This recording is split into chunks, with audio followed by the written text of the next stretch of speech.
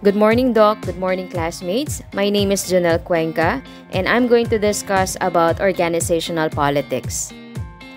But before we start, our learning objectives for today would be to understand the meaning of organizational politics, identify the types of organizational politics, reasons why organizational politics exist, and effects of organizational politics, and lastly, explain how to manage organizational politics. So what is organizational politics? Organizational politics are informal, unofficial, and sometimes behind-the-scenes efforts to sell ideas, influence an organization, increase power, or achieve other targeted objectives. In addition, politics in educational organizations refer to the power dynamics and decision-making processes that occur within the organization. To simplify, organizational politics involves political behavior of an individual or a group of people that we can see in any organization.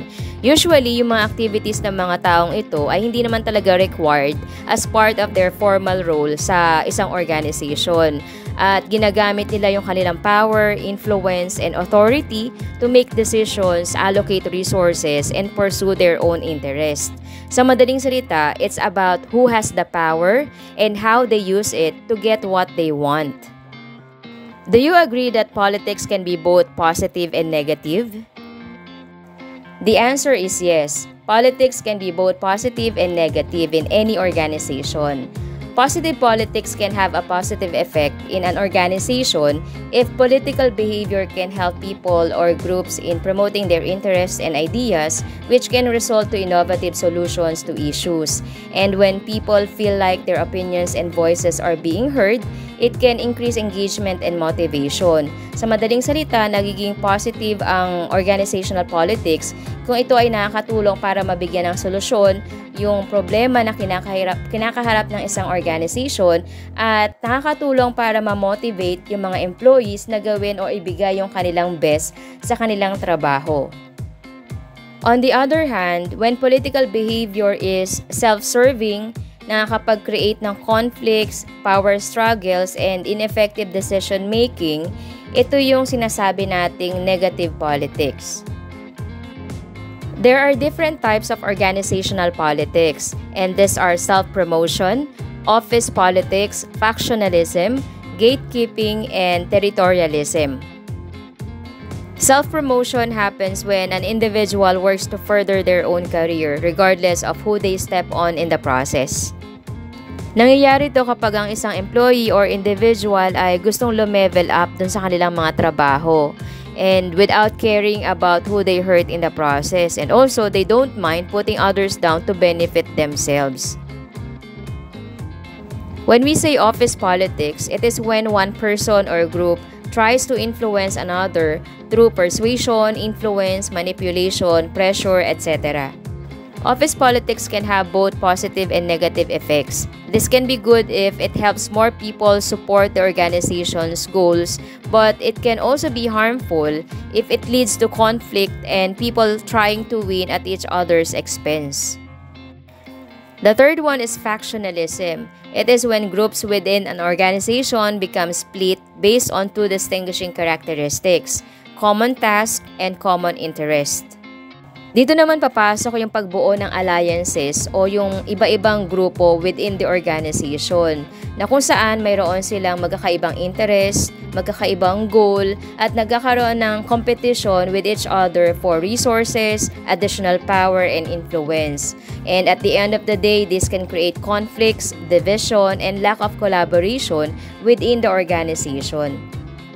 The next one is gatekeeping. Gatekeeping is when an individual or group in power intentionally prevents other ideas, concepts, people from entering a given situation, whether work-related or personal. An example of gatekeeping ay yung mga individual or group of people na meron ng existing power, na kung saan yung power na yon ay ginagamit nila para makontrol yung progress at yung possible achievement ng isang individual. Ginagawa nila yon para i-keep yung kanilang position of power and prevent those people from challenging them in any way. The last type of organizational politics is territorialism, When we say territorialism, it is when people become extremely attached to a certain role and do not allow others to fill it.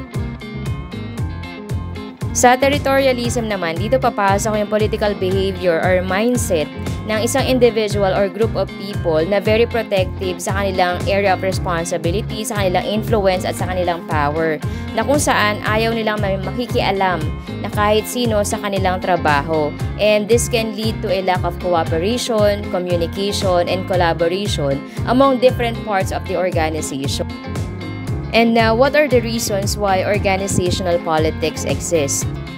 This may include unclear goals and roles, scarcity of resources, organizational change, power and influence, and personal motives. Unclear goals and roles. It is when goals and roles are not clearly defined. It can lead to ambiguity and confusion, which can create an environment in which political behavior thrives. In this situation, individuals may engage in political behavior to protect their interests or gain more power. Scarcity of resources. Organizations often have limited resources such as funding, time, and personnel. This scarcity leads to competition among individuals or groups within the organization for these resources, which can result to political behavior. Political behavior can arise in this situation, as individuals or groups may try to influence decision-making processes in order to obtain a larger share of the scarce resources like budget, time, personnel, or materials. Organizational change. When there is a new appointment at higher levels, workers often try and get ahead of each other by showing off their best skills or bad-mouthing others. Next is power and influence. Political behavior can be used to gain power and influence within an organization. Individuals who feel that they have little power may engage in political behavior to increase their influence and gain control over decision-making processes. Power and influence can be significant drivers of political behavior in an organizations. Like for example, managers or executives who hold positions of power may use their authority to influence decision-making processes in their favor. They may also use their position to allocate resources and opportunities to those who support them and block those who oppose them. So this can create a culture of favoritism and competition, which can lead to a political behavior as individuals or group of people compete for power and influence. Another reason why organizational politics exist is personal motives. Sometimes individuals engage in political behavior for personal motives, such as a desire for recognition, status, or personal gain. An example of personal motive would be an individual or employee who is aspiring for a promotion. So, ang gagawin po niya ay gagamitin niya yung kanyang personal connections or relationships within the organization just to gain an advantage. At may iba namang individuals na ang gagawin ay magpapakalat ng fake news para mas pumabor sa kanya yung sitwasyon at siya yung magkaroon ng malaking chance para mapili sa promotion. The effects of organizational politics are as follows. Number 1, an increase in stress, decrease in productivity, low levels of concentration. Yung mga individuals or employees na masyadong preoccupied ng kanilang personal agendas, napapabayaan na nila yung kanilang trabaho hanggang sa bumababa yung level ng kanilang productivity, nawawala yung kanilang focus o yung kanilang concentration. Cynicism. This can lead to a low morale, low productivity, and dissatisfaction. Next is high employee turnover.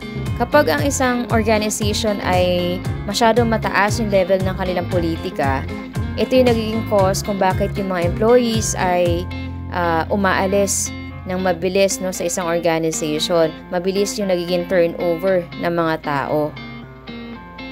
Other effects of organizational politics are demotivated employees, miscommunication, decreased productivity, and resentment. And now, as future school heads, future department heads, or future leaders, while it is impossible to eradicate organizational politics in our organization, there are actually several steps that we can take to minimize the negative impact of organizational politics. So, what are those?